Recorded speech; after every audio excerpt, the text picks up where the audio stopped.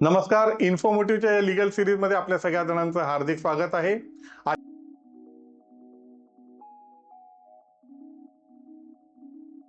आजच्या भागामध्ये आपण राजकीय पक्षाचं तिकीट या संदर्भामध्ये सगळी माहिती घेणार आहोत. निवडणुका जाहीर झाल्याच्या नंतर उमेदवाराची सगळ्यात आधी धावपळ असते ती म्हणजे पक्षाच्या तिकिटासाठी, कारण त्याला माहिती असतं की एकदा का तिकीट मिळालं की त्याच्यानंतर निवडणूक लढवणं त्याच्यासाठी थोडंसं सोपं काम होऊन जातं. मात्र पक्षाचं तिकीट म्हणजे नेमकं काय असतं, ते निवडणूक कार्यालयामध्ये कशासाठी सादर करायचं असतं, ते सादर केल्याच्या नंतर त्या उमेदवाराला काय फायदा होतो, या सगळ्या गोष्टींची आज आपण या भागामध्ये माहिती घेणार आहोत. नमस्कार, मी लॉयर आणि प्रेरक वक्ता राजेश सावंत. महाराष्ट्र विधानसभेच्या निवडणुका जाहीर झालेल्या आहेत आणि या संदर्भातली इत्थंभूत माहिती आपल्यापर्यंत पोहोचवण्याचा आमचा हा छोटासा प्रयत्न आहे.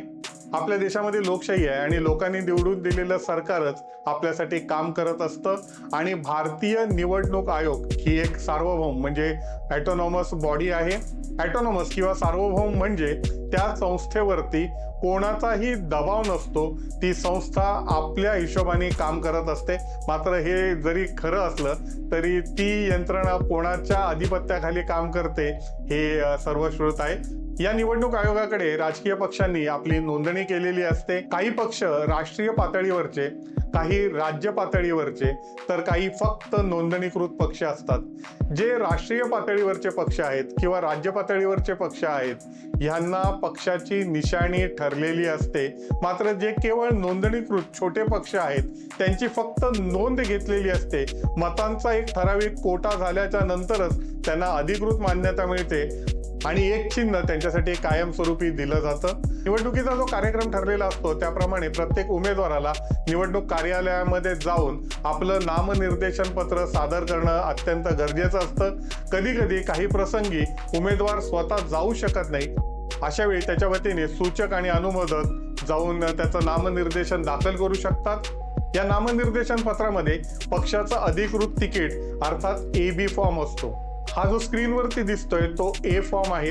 या फॉर्म मध्ये पक्षाचा अध्यक्ष किंवा सचिव जो असतो तो सही करतो आणि आपल्या 3 पदाधिकाऱ्यांची नावं निवडणूक आयोगाला सादर करतो. हे 3 पदाधिकारी जे असतात यांना B फॉर्म वरती सह्या करण्याचे अधिकार प्राप्त होतात. B फॉर्म जो असतो त्याच्यामध्ये उमेदवाराचं नाव असतं आणि हा जो फॉर्म असतो ना तो ओरिजिनलच म्हणजे त्याची मूळ प्रतच निवडणूक कार्यालयामध्ये सादर करावी लागते. या B फॉर्म मध्ये ना 3 उमेदवारांची नावं लिहू शकतात, ज्याच्यामध्ये सगळ्यात पहिल्यांदा पक्षाचा जो अधिकृत उमेदवार असतो त्याचं नाव असतं. दुसरा आणि तिसऱ्यामध्ये डमी उमेदवाराचं नाव कधी कधी टाकतात, कधी टाकत नाहीत. नुकतीच जी लोकसभेची निवडणूक झाली होती त्याच्यामध्ये अजित पवार यांच्या पत्नी सुनेत्रा पवार या पक्षाच्या अधिकृत उमेदवार होत्या.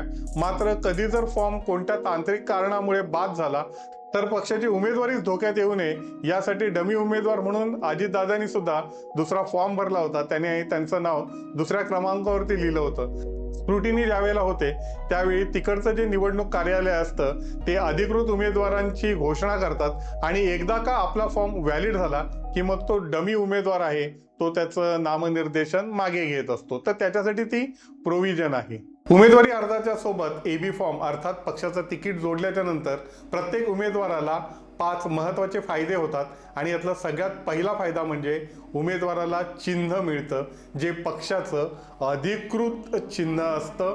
हे चिन्ह त्या पक्षाची ओळख असते आणि प्रत्येक मतदारसंघामध्ये त्या पक्षाची काही ठराविक मतं असतातच. लोक उमेदवारही बघत नाही, त्या चिन्हावरतीच मतदान करत असतात. दुसरा फायदा हा होतो की मतपत्रिकेवरती त्या राजकीय पक्षाच्या उमेदवाराला सगळ्यात पहिल्यांदा स्थान मिळतं. मतपत्रिकेचा एक फॉर्मॅट असतो की त्यावरती राष्ट्रीय आणि राज्य पातळीवरचे जे अधिकृत पक्ष आहेत त्यांचे जे उमेदवार आहेत त्यांची नावं असतात अल्फाबेटिकली. म्हणजेच नावाच्या अध्यक्षराप्रमाणे मतदान पत्रिकेवरती त्यांना क्रमांक दिले जातात. याचाच अर्थ राजकीय पक्षाच्या उमेदवारांची नावं ही सगळ्यात वरती असतात आणि त्यानंतरच अपक्ष आणि इतर उमेदवारांची नावं तुम्हाला खाली दिसतील.